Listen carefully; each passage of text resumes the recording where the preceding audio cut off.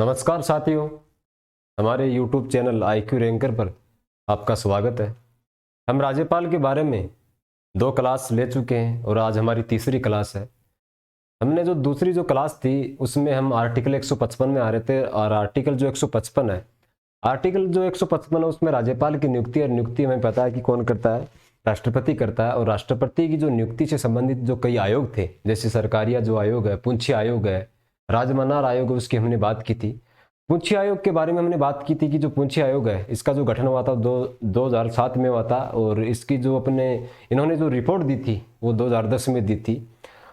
पुंछी जो आयोग था इसका जो अध्यक्ष था वो मदन मोहन पुंछी था, और इसके 3 सदस्य थे, विनोद कुमार है, धीरेन्द्र सिंह है और NR माधव मेनन है। इसके 3 सदस्य थे। पुंछी आयोग की हमने 3 सिफारिशें पढ़ ली थी और हम चौथी और 5वीं सिफारिश की हम बात करेंगे, और फिर आगे आर्टिकल 156 की हम बात करेंगे।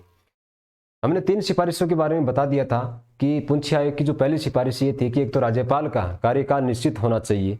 निश्चित का मतलब है यदि इसका कार्यकाल 5 वर्ष है तो 5 वर्ष ही होना चाहिए।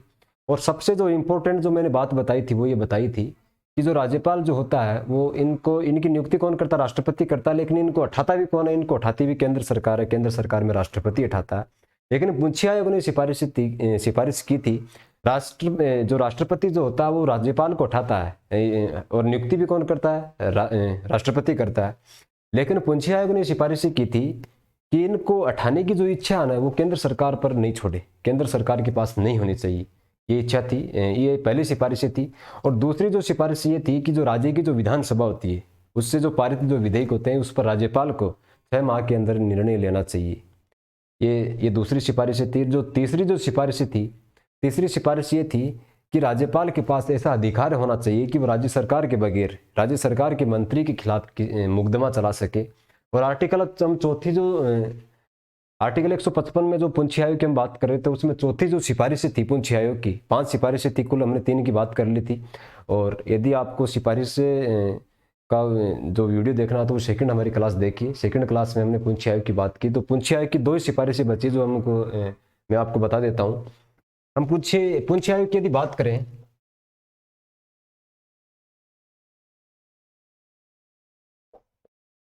जो पुंछी आयोग है, पुंछी आयोग में जो चौथी सिफारिश ये थी, हमें पता है कि राज्यपाल जो होता है राज्य के अंतर्गत जितने विश्वविद्यालय होते हैं, सरकारी जो विश्वविद्यालय होते हैं उसके कुलाधिपति होता है।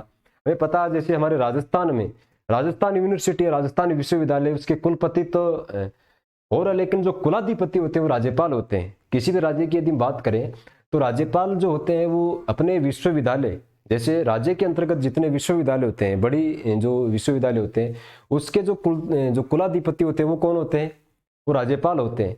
तो पुंछी आयोग की सिफारिशें थी कि राज्यपालों को विश्वविद्यालय के कुलाधिपति नहीं बनाना चाहिए। आपसे क्वेश्चन पूछा जा सकता है कि किस आयोग की ये सिफारिशें थी कि राज्यपालों को विश्वविद्यालय के कुलाधिपति नहीं बनाना चाहिए। तो पुंछी आयोग की सिफारिशें थी। जो चौथी जो सिफारिशें थी कि राज्यपालों को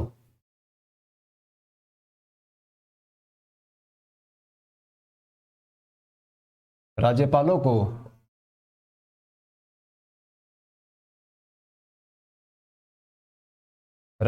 को विश्वविद्यालयों के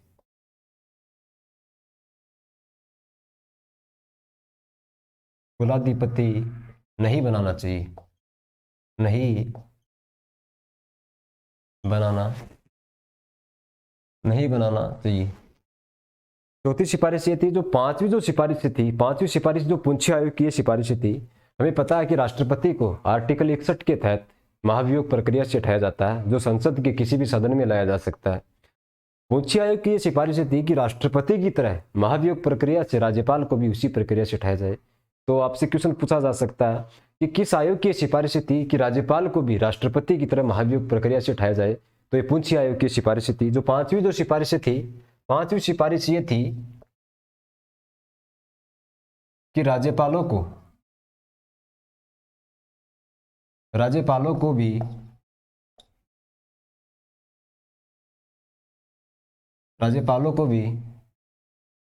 राष्ट्रपति की तरह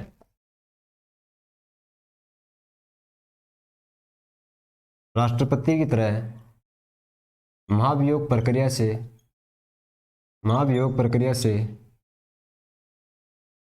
हटाया जाए, हटाया जाए। हमें पता है कि आर्टिकल 61 के तहत राष्ट्रपति को महाभियोग प्रक्रिया से हटाया जाता है। तो पूंछी आयोग की भी यही सिफारिशें थी कि राज्यपाल को भी राष्ट्रपति की तरह महाभियोग प्रक्रिया से हटाया जाए। आपसे क्वेश्चन पूछा जा सकता है कि किस आयोग ने सिफारिशें की थी कि राज्यपाल को भी राष्ट्रपति की तरह महाभियोग प्रक्रिया से हटाया जाए? तो पूंछी आयोग की सिफारिशें थी। इसका एक बार स्क्रीनशॉट ले लीजिए। हमारा आर्टिकल जो 155 वो पूरा हो जाता है। हम आर्टिकल 156 की बात करेंगे। अब इसका एक बार स्क्रीनशॉट ले लीजिए।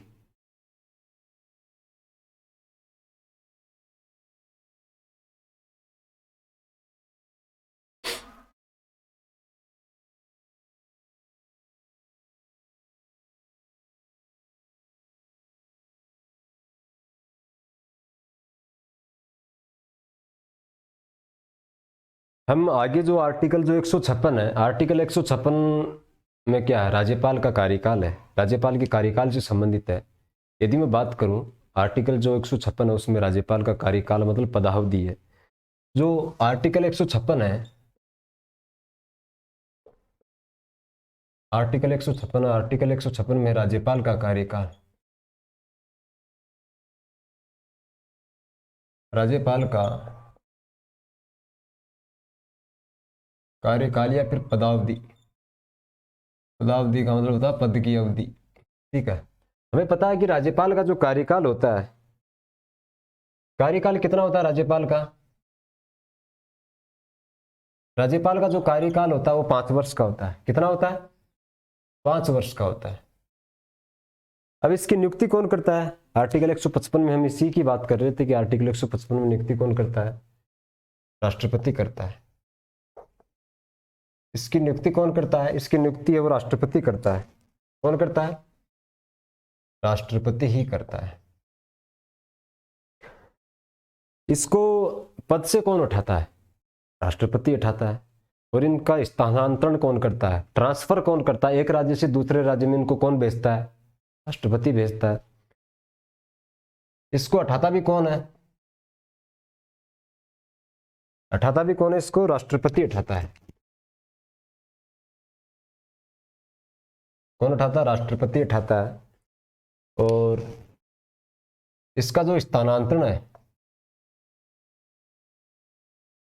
इसका जो स्थानांतरण है वो भी कौन करता है? स्थानांतरण भी कौन करता है? राष्ट्रपति करता है। स्थानांतरण भी कौन करता है? राष्ट्रपति करता है। यदि और ये मतलब नहीं कि राज्यपाल का कार्यकाल 5 वर्ष होता है तो राज्यपाल उससे पहले अपने पद को नहीं छोड़ सकता। बिल्कुल राज्यपाल है 5 वर्ष पूर्व भी त्यागपत्र दे सकता अपने पद से। यदि राज्यपाल की इच्छा हो गई कि अब मुझे राज्यपाल के पद पर नहीं रहना है तो राज्यपाल जब चाहे राष्ट्रपति को अपना त्यागपत्र दे सकता है। तो ये त्यागपत्र किसको देता है? तो त्यागपत्र भी किसको देगा? ये त्यागपत्र भी किसको देगा? ये राष्ट्रपति को देगा। त्यागपत्र भी किसको देगा? ये राष्ट्रपति को देगा। और आर्टिकल जो 156 में ये कहा गया है कि जो राज्यपाल जो होता है वो अपने पद पर राष्ट्रपति के प्रसाद पर्यंत अपने पद पर बना रहता है। राष्ट्रपति के प्रसाद पर्यंत का वास्तविक अर्थ क्या है? वास्तविक अर्थ ये नहीं है कि जब चाहे राज्यपाल को राष्ट्रपति हटा सकता है, ऐसा प्रावधान नहीं है। राष्ट्रपति के प्रसाद पर्यंत का जो वास्तविक जो अर्थ होता है वो होता है प्रधानमंत्री और केंद्रीय मंत्रिपरिषद। इसका मतलब ये हुआ कि जो राज्यपाल जो होता है वो नियुक्ति राष्ट्रपति करता है लेकिन राष्ट्रपति के प्रसाद पर्यंत अपने पद पर बना रहता है। राष्ट्रपति के प्रसाद पर्यंत का जो वास्तविक जो अर्थ है वो मैंने बताया कि प्रधानमंत्री और केंद्रीय मंत्रिपरिषद होती है। इसका मतलब ये हुआ कि राष्ट्रपति जब चाहे राज्यपाल को नहीं हटा सकता। इस बात का आप ध्यान रखना। ये त्यागपत्र राष्ट्रपति को देता है। इसका जो स्थानांतरण है एक राज्य से दूसरे राज्य में भेजना राज्यपाल को, वो भी कौन करता है? राष्ट्रपति करता है। इनको हटाता भी कौन है पद से 5 वर्ष पूर्व है? तो राष्ट्रपति हटाता है। इसकी नियुक्ति कौन करता है? नियुक्ति भी राष्ट्रपति करता है। राज्यपाल जो अपना त्यागपत्र है वो भी राष्ट्रपति को देता है। अब ये मानो कि किसी राज्यपाल ने 5 वर्ष पूर्व ही यदि त्यागपत्र दे दिया तो राज्यपाल का जो पद है वो खाली हो गया। अब उस राज्यपाल का पद का जो कार्यभार है वो कौन संभालेगा? आप कमेंट में मुझे बताइए कि राज्यपाल जो होता है, राज्यपाल ने अपना त्यागपत्र दे दिया और त्यागपत्र देने के बाद में राज्यपाल का पद रिक्त हो जाता है और पद रिक्त होने के बाद में राज्यपाल के पद का कार्यभार कौन संभालता है? ये मैं आपको अगली क्लास में बताऊंगा। आप कमेंट करके बताना मुझे कि राज्यपाल का जो पद है वो कौन संभालता है राज्य में। ठीक है। अब जो राज्यपाल का जो कार्यकाल है वो राष्ट्रपति के पश्चात पर्यंत अपने पद पर रहता है। इसका ध्यान रखना एक बात का कि राष्ट्रपति के पश्चात पर्यंत राष्ट्रपति के पश्चात पर्यंत अपने पद पर बना रहता है। राष्ट्रपति के पश्चात पर्यंत का तात्पर्य ये है कि प्रधानमंत्री और मंत्री परिषद से, क्योंकि राष्ट्रपति जब चाहे राज्यपाल को नहीं हटा सकता है, तो इस बात का आप ध्यान रखना। आर्टिकल जो 156 है, अब आर्टिकल 156 में राज्यपाल का यदि मानो किसी राज्य में, हम हमारे राजस्थान का उदाहरण ले लेते हैं, यदि किसी राजस्थान में कोई राज्यपाल है, यदि उसका कार्यकाल पूरा हो गया, अब राष्ट्रपति क्या करता है कि या तो किसी दूसरे राज्यपाल को उस राज्य में नियुक्त करेगा जिस राज्य में राज्यपाल की नियुक्ति पूरी, वो कार्यकाल पूरा होने जा रहा है, या फिर राष्ट्रपति यदि चाहे तो उसी राज्यपाल को उसी राज्य में पुनः 5 वर्ष के लिए नियुक्त कर सकता है। तो इसकी पुनः नियुक्ति भी कौन करता है? राष्ट्रपति करता है। इस बात का ध्यान रखना। जो पुनः नियुक्ति है, पुनः नियुक्ति भी कौन करता है? इसकी पुनः नियुक्ति भी राष्ट्रपति करता है। कौन करता है? राष्ट्रपति करता है। ठीक है, राष्ट्रपति कर सकता है, या उसी राज्य में कर सकता है या फिर अन्य राज्य में भी कर सकता है। इस बात का ध्यान रखना कि उसी राज्य में कर सकता है, उसी राज्य में, या फिर अन्य राज्य में, कर सकता है। अब इस बात का ध्यान रखना, आपसे क्वेश्चन पूछा जा सकता है क्या राज्यपाल की उसी राज्य में, यदि राज्यपाल का कार्यकाल पूरा हो गया तो उसी राज्य में क्या पुनः नियुक्ति की जा सकती है? तो आपका उत्तर होना चाहिए कि यस, पुनः नियुक्ति की जा सकती है। कौन करता है? राष्ट्रपति करता है, और केंद्रीय मंत्री परिषद की सलाह से करता है। तो आप इसका एक बार स्क्रीनशॉट ले लीजिए। उसके बाद में एक मामला लिखवाऊंगा जो बीपी सिंघल बनाम भारत संघ का है, जो 2010 का मामला है। उस मामले में सर्वोच्च न्यायालय ने सर्वोच्च जो न्यायालय था उसकी एक संविधान पीठ ने ये दिशा निर्देश दिए थे, ये आदेश दिया था कि राज्यपाल को आप मनमाने आधार पर नहीं हटा सकते। तो इसका एक बार स्क्रीनशॉट ले लीजिए, उसके बाद में हम आगे बात करेंगे।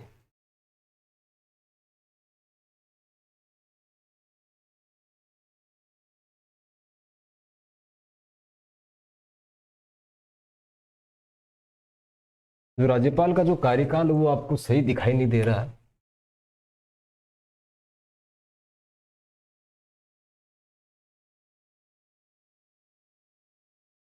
अब दिखाई दे रहा होगा आपको राज्यपाल का कार्यकाल। अच्छा,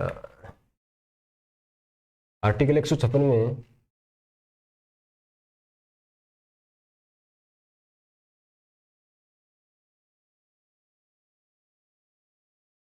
राज्यपाल का कार्यकाल है, पदावधि है, पद की अवधि, पदावधि। ओके, आप इसका एक बार स्क्रीनशॉट ले लीजिए।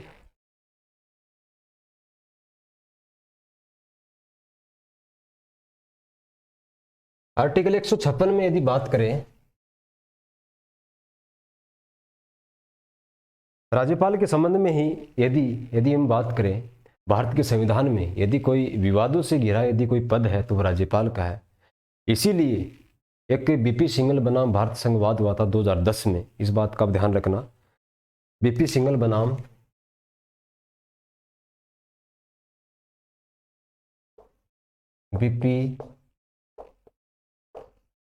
बीपी सिंघल बनाम भारत संघ एक मामला हुआ था 2010 का। कब का था? 2010 का था। ये बहुत इंपॉर्टेंट है। इस इंपॉर्टेंट में ये जो बीपी सिंघल बनाम भारत संघ है, संघवाद जो मामला है, ये बहुत इंपॉर्टेंट इसलिए क्योंकि इसमें जो हमारा जो सुप्रीम कोर्ट है, उच्चतम न्यायालय, इसने उसकी एक संविधान पीठ बैठी थी राज्यपाल के बारे में लेकर। तो राज्यपाल के बारे में इसने एक दिशा निर्देश जारी किए थे कि आप राज्यपाल को आप मनमाने आधार पर नहीं हटा सकते। मनमाने आधार का मतलब है कि आपके मन मर्जी के आधार पर आप राज्यपाल को नहीं हटा सकते। इसका मतलब ये हुआ कि मैं आपको एक थोड़ा सा एक उदाहरण दे दूं कि हमें पता है कि राज्यपाल को कौन उठाता, राष्ट्रपति उठाता है। और यदि केंद्र में सरकार, राष्ट्रपति का वैसे कोई सरकार से कोई मतलब नहीं रहता, वो भी एक संवैधानिक पद है। लेकिन आपको एक मैं उदाहरण दे देता हूँ। यदि केंद्र सरकार में, जो केंद्र सरकार होती है वहाँ पर यदि बीजेपी की सरकार हो और किसी राज्य में यदि कांग्रेस की सरकार हो और राष्ट्रपति को ये लगे कि वहाँ पर बीजेपी की सरकार है और इस राज्य में केंद्र की सरकार है, और जो राज्यपाल है वो किसी मामले में राष्ट्रपति को ऐसा लग सकता है कि ऐसा मामला हो रहा है कि सरकारों के विपरीत यदि कोई काम हो, तो राष्ट्रपति क्या करता है, इसको मनमाने आधार पर जब चाहे हटा सकता है। तो इस आधार पर ये कहा गया था कि जो संविधान की जो पीठ थी, सर्वोच्च न्यायालय की एक संविधान पीठ थी, इसने एक दिशा निर्देश जारी किए थे कि अब राज्यपाल को अब मनमाने आधार पर नहीं हटा सकते। तो इसमें क्या आदेश आया था, इसमें लिखना, इसमें आया था कि जो सुप्रीम कोर्ट है, सुप्रीम जो कोर्ट है, सुप्रीम कोर्ट की एक संवैधानिक जो पीठ थी, संवैधानिक पीठ ने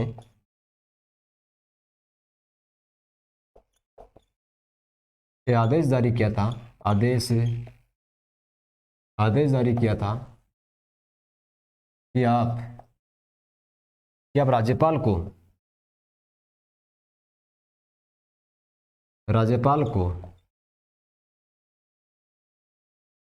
को मनमाने आधार पर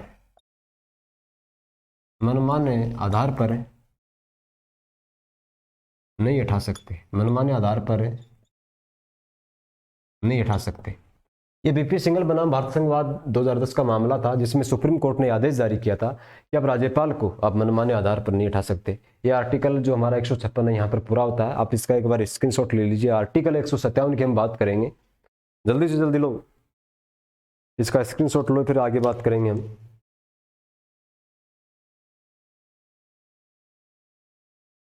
ले लिया इसका। इसके बाद हम आर्टिकल 157 की बात करेंगे।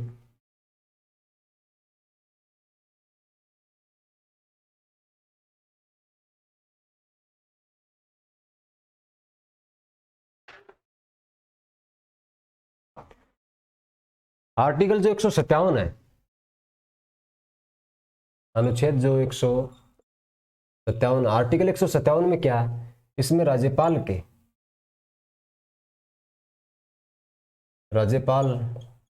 पद हेतु योग्यताएं या फिर इसको हम वरीयताएं बोलते हैं।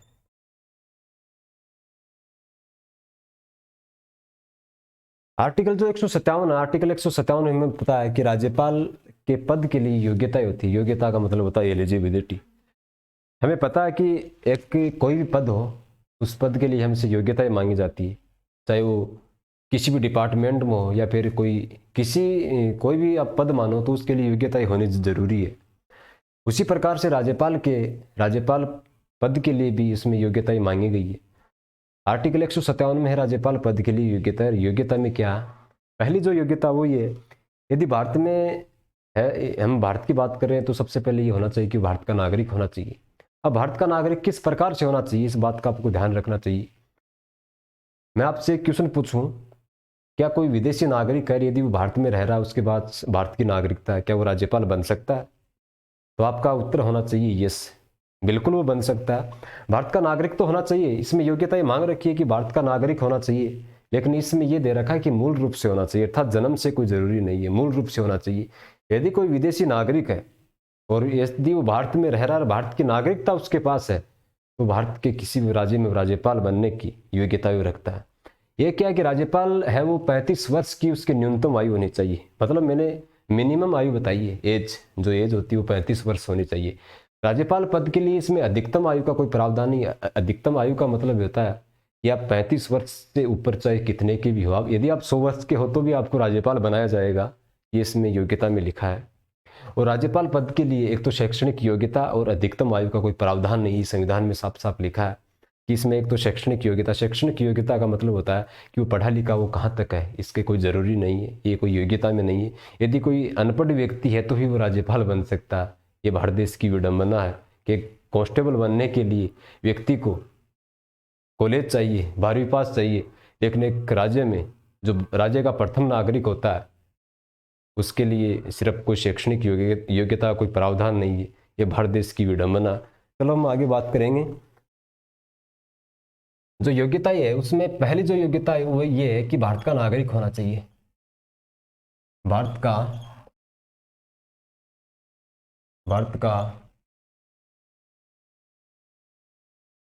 भारत का नागरिक होना चाहिए। अब भारत का नागरिक का होने का मतलब ये नहीं है कि वो भारत में जन्मा हुआ ही हो, ये जरूरी नहीं है। यदि कोई विदेशी नागरिक है और भारत की नागरिकता यदि उसके पास है तो भारत के किसी भी राज्य में राज्यपाल बन सकता है। तो आप यहाँ देखना कि मूल रूप से होना चाहिए, मूल रूप से होना चाहिए, मूल रूप से अर्थात जन्म से नहीं। ठीक है, मूल रूप से होना चाहिए, वो जन्म से नहीं। दूसरी जो इसमें योग्यता वो ये है कि इसकी न्यूनतम आयु, मिनिमम जो एज है वो 35 वर्ष होनी चाहिए। जो दूसरी जो योग्यता है वो ये है कि इसकी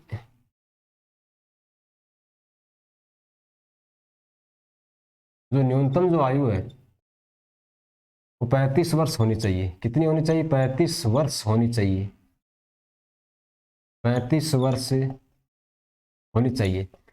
न्यूनतम आयु का मतलब होता है कि आपकी कम से कम आयु है वो राज्यपाल बनने के लिए 35 वर्ष होनी चाहिए। और 35 वर्ष से आप ऊपर कितने की भी हो, यदि आप 100 वर्ष के हो तो भी आपको राज्यपाल बनाया जाएगा। भारत में ऐसा नियम है कि आप यदि 105 वर्ष के हो, 110 वर्ष के हो, अभी तक ऐसा मामला नहीं हुआ, लेकिन यदि आप हो तो आपको राज्यपाल बनाया जाएगा। यदि आप राज्यपाल का पद संभालते हो या नहीं संभालते इससे कोई मतलब नहीं है सरकार को, लेकिन यदि आप 100 वर्ष के हो तो भी आपको राज्यपाल का पद दिया जाएगा। यह भारत का संविधान है। इसमें नोट करके एक बात लिखना, इसमें एक तो शैक्षणिक योग्यता,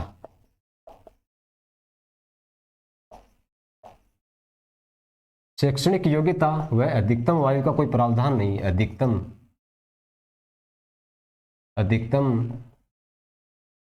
आयु का कोई प्रावधान नहीं है, कोई प्रावधान नहीं है।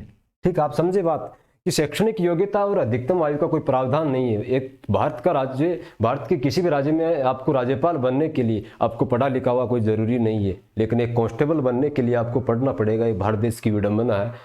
तो आप जो योग्यता वो इसमें देख लीजिए, आप खुद ही की न्यूनतम आयु 35 वर्ष मांगी है।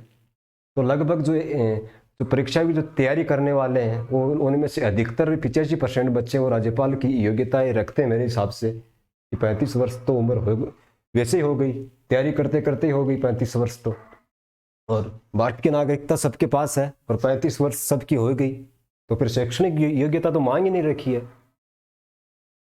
ये सब मजाक का विषय था। और आप आर्टिकल 157 को आप ध्यान से पढ़ना कि ये योग्यता है। ठीक है, उसके बाद में हम आगे बात करेंगे आर्टिकल 158 की। इसका एक बार स्क्रीनशॉट ले लीजिए आप।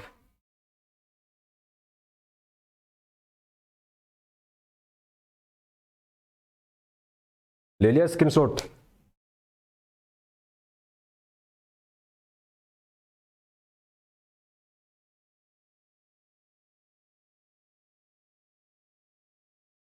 आर्टिकल जो 157 हमने पढ़ लिया। आर्टिकल 158 के लिए हम बात करेंगे। आर्टिकल 158 बहुत इंपॉर्टेंट है, आप इस आर्टिकल को बहुत ध्यान से पढ़ना।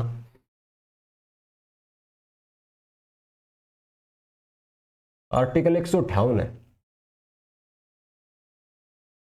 आर्टिकल 158। आर्टिकल 158 में क्या होता है, क्या है, इस बात को आप ध्यान से सुनना। आपने कई बार सुना है कि सेवा शर्तें क्या होती है और योग्यताएं क्या होती है। आपने अभी तक मेरे हिसाब से कई स्टूडेंट ऐसे हैं जिसको ये नहीं पता होता, ये नहीं पता अभी तक योग्यताएं और जो सेवा शर्तें वो अलग अलग है। मैं आपको इस माध्यम से मैं आपको क्लियर करा देता हूँ कि राज्यपाल में जो योग्यताएं होती है पद के लिए, योग्यताएं वो अलग है और सेवा शर्तें अलग है।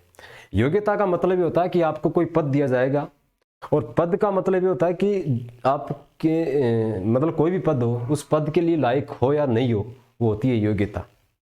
और यदि आपको कोई पद दे दिया जाता है तो पद के साथ साथ आपको कार्य भी मिलेंगे, आपको शर्तें मिलेंगी, कंडीशन मिलेगी कि आपको यदि इस पद पर बने रहना है तो इस शर्तों का पालन करना होगा। वो एक प्रकार है, यदि कोई पुलिस का कांस्टेबल है, यदि पुलिस का कांस्टेबल है, यदि उसको पुलिस का जो कांस्टेबल होता है उसको एक पद दिया जाता है, एक कांस्टेबल का भी पद होता है, और उस पद पर रहने के लिए उसको सेवा शर्तें दी जाती है कि आपको 8 घंटे ड्यूटी करनी है। तो वो होती है शर्तें। और योग्यता ये वो होती है जब राजस्थान पुलिस की वैकेंसी निकलती है, फिर किसी भर्ती की वैकेंसी निकलती है, उसमें आपसे पहली बार क्या मांगा जाता है, आवेदन में आपसे योग्यता ही मांगी जाती है। और जब आप सेलेक्ट हो जाते हो किसी भर्ती में, आपको पद दिया जाता है। पद का मतलब होता है कि आपको यदि इस पद पर बने रहना है तो आपको इस सेवा शर्तों का पालन करना होगा। तो उसी प्रकार से आर्टिकल 158 में क्या, राज्यपाल का जो पद है, आपको राज्यपाल का पद दे दिया गया, लेकिन आर्टिकल 158 में ये कहा गया कि यदि राज्यपाल का यदि आपको पद पर रहना है तो इस सेवा शर्तों का पालन करना होगा। तो आर्टिकल 158 में क्या है, आर्टिकल 158 में राज्यपाल पद हेतु सेवा शर्तें, सेवा राज्यपाल हेतु पद हेतु सेवा शर्तें, सेवा शर्तें का शर्तों का मतलब होता है कंडीशन, कि आपको इस पद पर बने रहने के लिए इस शर्तों का पालन करना होगा। अब आर्टिकल 158 की मैंने बात कर ली, और आर्टिकल क्या, बड़ी बड़ी जो एग्जाम्स होती है राजस्थान की आरपीएससी, कई बार क्वेश्चन क्या है कि अनुच्छेद में से उसके खंड पूछ लिए जाते हैं कि आर्टिकल 158 एक में क्या, आर्टिकल 158 दो में क्या। तो इसी प्रकार से मैं आपको बता दूं कि जो अनुच्छेद जो आर्टिकल 158 एक है, या फिर इसको ए बोल दीजिए आप, आर्टिकल जो 158 एक है, इसमें क्या कहा गया कि आप राज्यपाल के पद पर नियुक्त हो गए, यदि आपको राज्यपाल का पद मिल गया तो आपको इस सेवा शर्तों का पालन करना होगा। पहली शर्त ये है कि आपको संसद या राज्य का जो विधानमंडल होता है उसमें से आप किसी भी सदन के सदस्य नहीं होने चाहिए। इसका मतलब ये हुआ कि यदि आप राज्यपाल बन गए तो राज्यपाल होने के साथ साथ में यदि आप किसी संसद या फिर राज्य का जो विधानमंडल होता है, मैं आपको बता देता हूं कि संसद में लोकसभा और राज्यसभा होती है, कि आप संसद में सांसद भी नहीं होने चाहिए, और राज्य का जो विधानमंडल होता है उसके आप विधायक भी नहीं होने चाहिए। यदि इस परिस्थिति में है, यदि आप विधायक है, यदि आपको राज्यपाल बना दिया जाएगा तो आप जिस दिन राज्यपाल का पद धारण करोगे तो उस दिन आपको विधायक या सांसद का क्या पद छोड़ना पड़ेगा। यह आर्टिकल 158 में कहा गया। आर्टिकल जो 158 एक है उसमें साफ साफ कहा गया कि यदि आप संसद या जो राज्य का जो विधानमंडल होता, यदि उसके आप किसी सदन के सदस्य हो तो आपको क्या, राज्यपाल का जो पद होता है यदि हो, तो जिस दिन आप राज्यपाल पद ग्रहण करोगे उस दिन से आप राज्यपाल पद ग्रहण करते ही आपको वहां से क्या, आपकी सदस्यता रद्द हो जाएगी, आपकी सदस्यता खत्म हो जाएगी। इसका मतलब ये हुआ कि आप सांसद या फिर विधायक हो, और उसके बाद में यदि आपको राज्यपाल नियुक्त किया जाता है, जिस दिन आप राज्यपाल का पद धारण करोगे उस दिन आपकी सदस्यता जो सांसद या जो विधायक का जो आपका जो पावर था वो खत्म हो जाएगा। यह आर्टिकल 158 एक में कहा गया। तो आप लिखिए, पहली जो शर्त थी वो ये थी कि संसद या जो राज्य का जो विधानमंडल होता है, संसद या राज्य विधानमंडल की यदि बात करें, संसद या राज्य विधानमंडल के किसी सदन के सदस्य हो, संसद या राज्य विधानमंडल के किसी सदन के सदस्य नहीं होने चाहिए। इसमें क्या लिखा है कि जो संसद या राज्य का जो विधानमंडल होता है उसके किसी सदन के सदस्य नहीं होने चाहिए, सदस्य नहीं होने चाहिए, नहीं होने चाहिए। यदि हो तो जिस दिन राज्यपाल का पद धारण करेंगे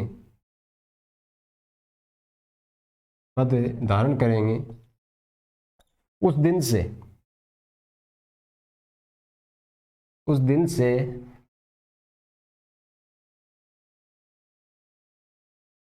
से आपकी सदस्यता सबकी क्या, समाप्त हो जाएगी,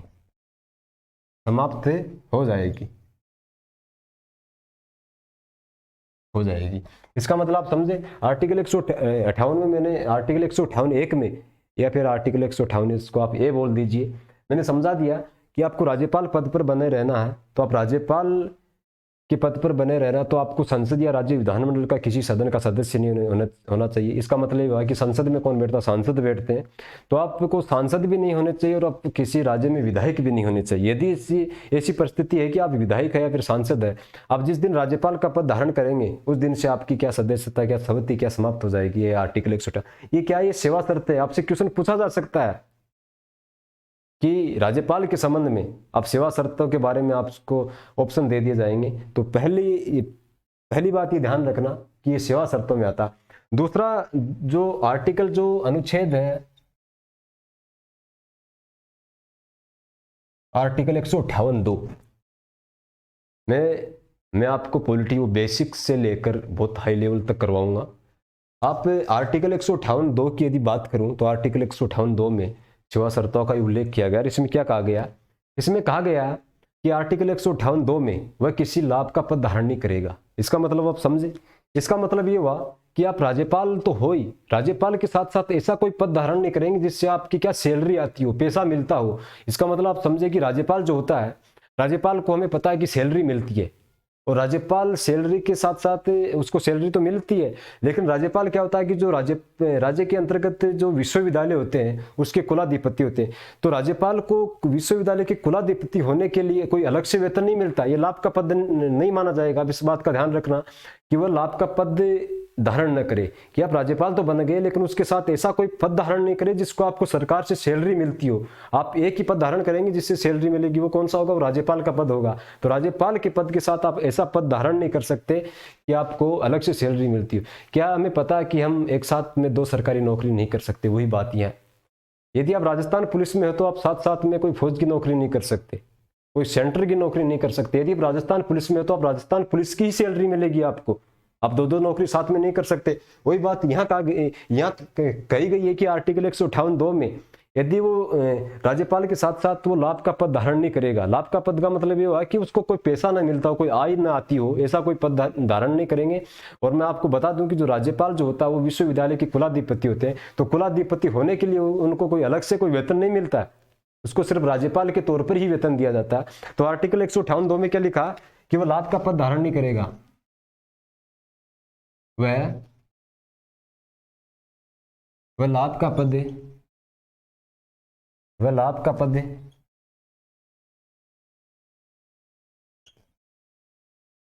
धारण नहीं करेगा। ये मैं आपको बता रहा हूं कि ये सेवा शर्तें हैं, इस बात का ध्यान रखना।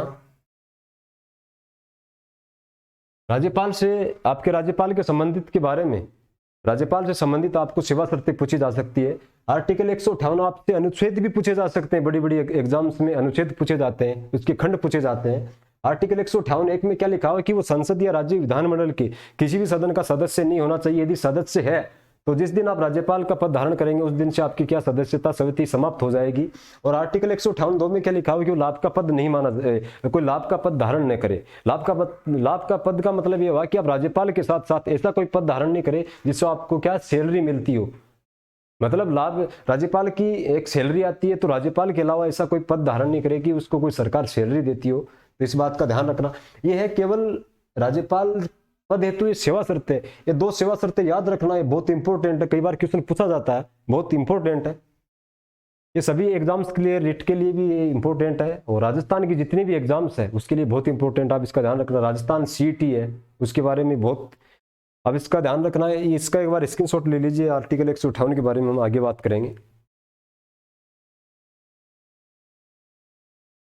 ले लिया आर्टिकल 158 हमने 2 तक पढ़ लिया। आर्टिकल 158 के बारे में और भी विस्तार से बात करेंगे।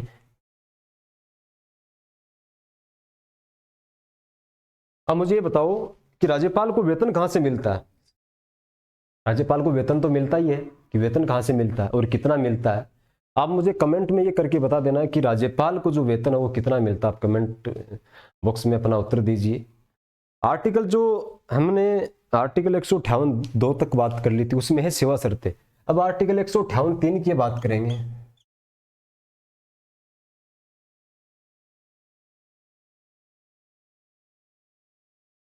आर्टिकल जो 158(3) है आर्टिकल 158(3) में कहा गया है कि जो राज्यपाल का जो वेतन जो भत्ता होता है उसका निर्धारण कौन करता है? निर्धारण करती है संसद।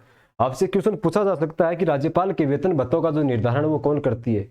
ऑप्शन में राज्य का विधानमंडल है, संसद है, वो दिया जा सकता है। तो आपका हमेशा उत्तर होना चाहिए कि संसद। तो आर्टिकल 158(3) में क्या लिखा है कि राज्यपाल के राज्यपाल के राज्यपाल के वेतन भत्तों का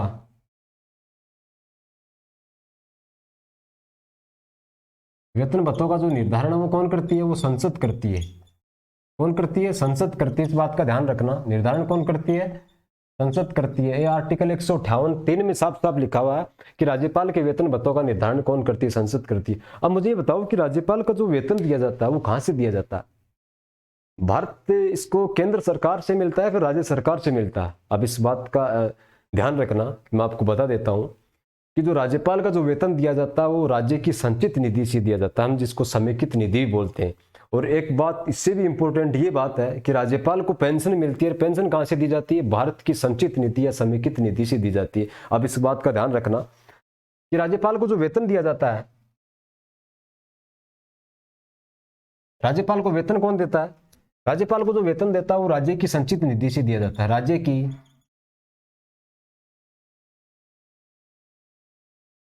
की संचित निधि है, इसको समेकित निधि बोलते हैं। समेकित समेकित निधि बोलते हैं। मैंने बताया कि इसको वेतन है वो राज्य की संचित निधि से दिया जाता है और इसको पेंशन, राज्यपाल को पेंशन मिलती है। और राज्यपाल को जो पेंशन दी जाती है वो कहां से दी जाती है? वो केंद्र सरकार से मिलती है, मतलब भारत की संचित निधि से दी जाती है। तो इसको जो पेंशन मिलती है वो पेंशन कहां से मिलती है? पेंशन जो मिलती है वो भारत की संचित निधि से दी जाती है। भारत की भारत की संचित निधि या समेकित निधि से मिलता है। ठीक है, इसकी जो पेंशन है वो भारत की संचित निधि या समेकित निधि से दिया जाता है। हमने राज्यपाल के बारे में आर्टिकल 158 में जो बात की थी, और आर्टिकल जो 158(4) है वो भी है इसमें, मैं आपको लिखाई देता हूं साथ साथ में। आर्टिकल जो 158(4) है, आर्टिकल 158(4) में साफ साफ लिखा हुआ है कि राज्यपाल के कार्यकाल के दौरान उसके वेतन भत्तों में कोई कटौती नहीं की जा सकती, मतलब उसके वेतन भत्तों में कमी नहीं की जा सकती। तो राज्यपाल के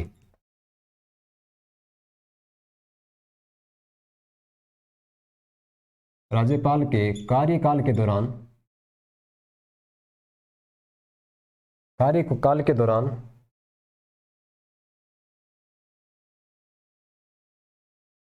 वेतन भत्तों में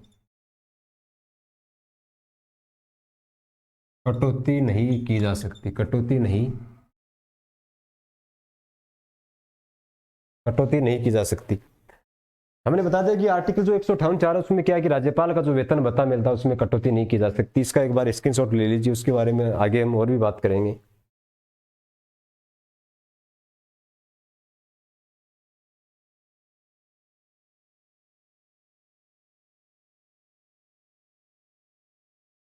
ले लिया स्क्रीनशॉट?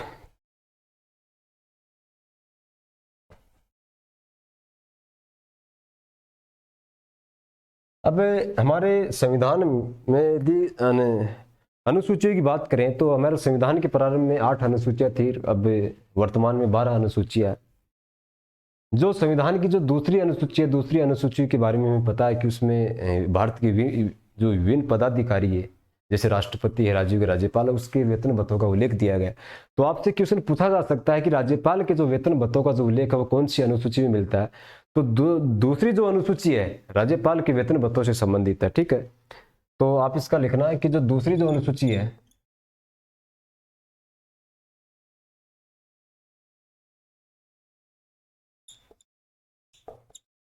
दूसरी अनुसूची में राज्यपालों के वेतन भत्तों का उल्लेख मिलता है। राज्यपालों के वेतन भत्तों का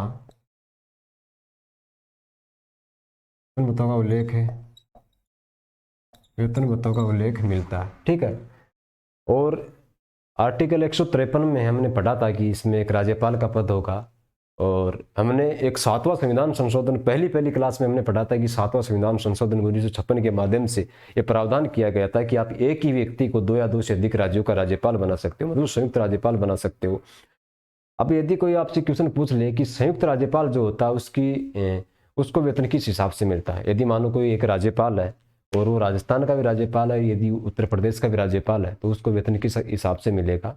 तो संयुक्त राज्यपाल का जो वेतन जो निर्धारण है राष्ट्रपति जिस अनुपात में करता है उसी अनुपात में क्या उसको वेतन मिलता है। तो आप ध्यान रखना कि जो संयुक्त जो राज्यपाल होता है,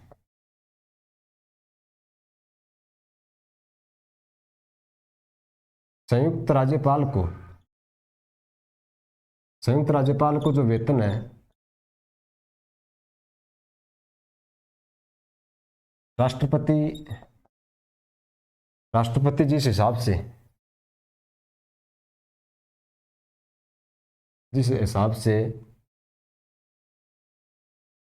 निर्धारित करेगा उसी हिसाब से मिलेगा, उसी हिसाब से मिलेगा। ठीक है। मतलब जो संयुक्त राज्यपाल होते हैं कि एक दो दो राज्य का उसकी कार्यकाल है, उसके पास कार्यभार है, तो जिस अनुपात में राष्ट्रपति उसका वेतन निर्धारण करता है वही उसको क्या वेतन मिलता है। यह आर्टिकल 158 हमने यहाँ पूरा कर लिया। आर्टिकल 159 हम पढ़ेंगे। आर्टिकल 159 बहुत इंपॉर्टेंट है, वो शपथ से संबंधित है, तो इसका एक बार स्क्रीनशॉट ले लीजिए आप।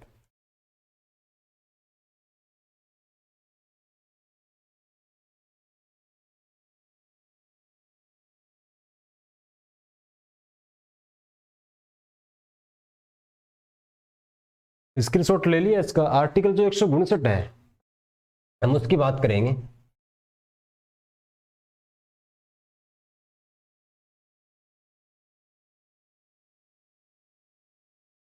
आर्टिकल जो 159 है उसमें क्या, इसमें है राज्यपाल की शपथ का उल्लेख है। इसमें क्या है, इसमें क्या है, राज्यपाल की शपथ है,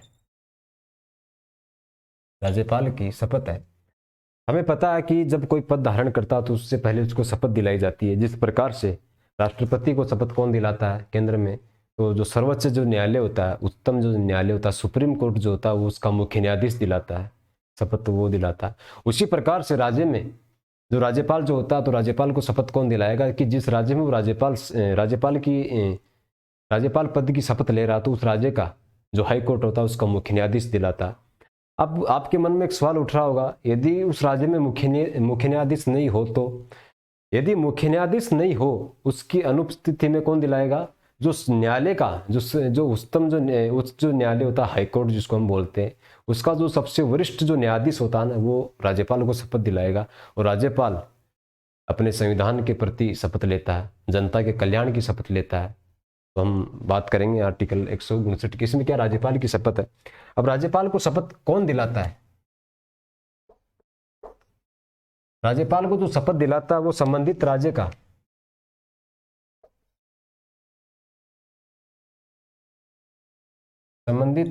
के हाईकोर्ट,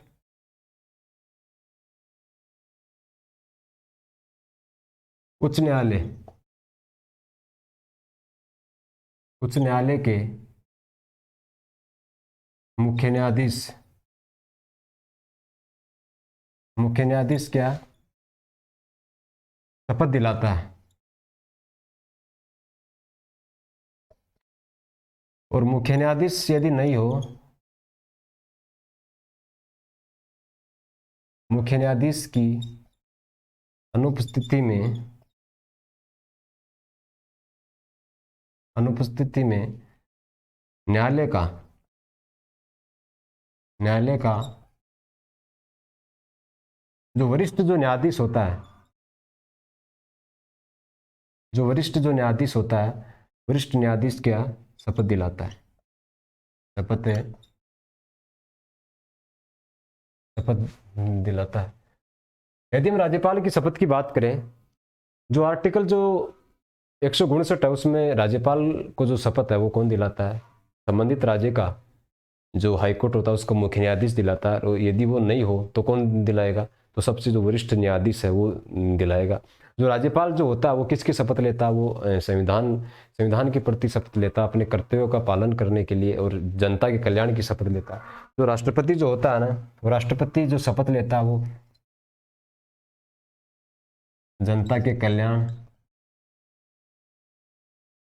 व संविधान के जनता के कल्याण की शपथ लेता है, और अपने कर्तव्यों का निर्वहन करने के लिए अपने